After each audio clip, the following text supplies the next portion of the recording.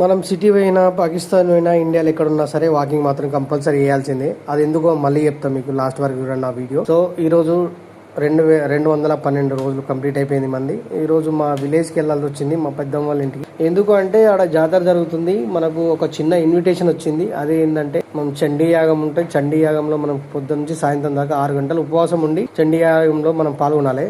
దాంతోపాటు మనము ప్రతి వీడియో, నేను పొద్దున మాత్రం ఇక్కడికి వచ్చినా సరే ఒక గానుగ చెట్టు, మీకు ఐడియా ఉండొచ్చు, ఇది చూస్తున్నారు కదా, ఈ గానుగ చెట్టు తీసుకున్నాను ఇక్కడ తీసుకున్న తర్వాత ఈ గానుగ చెట్టులో మనం మంచిగా బ్రష్ చేసుకొని కంప్లీట్ చేసుకొని, సో రెడీ పొద్దున్నే 7:30 8 o'clock రెడీ అయిపోయినాము. రెడీ అయిపోయిన తర్వాత మనం వచ్చేసి పూజలో కూర్చున్నాము, ఉపవాస దీక్ష 6 గంటలు. అది కంప్లీట్ అయిపోయిన తర్వాత సో మంచి మంచి వ్యూస్ చూస్తున్నారా, చెట్లు, మంచి క్లైమేట్, వాతావరణం సూపర్ ఉంది. విలేజ్ అయితే ఈ మంచి చెరువు ఉంది పెద్దగా. ఈ గుడికాడ మంచి పొద్దు నుంచి 3 days మనకు జాతర ఉంటది. సో 3 days మనం ఇక్కడనే ఉంటాం. బోర్డు మెన్షన్ చేయను ఇక్కడ.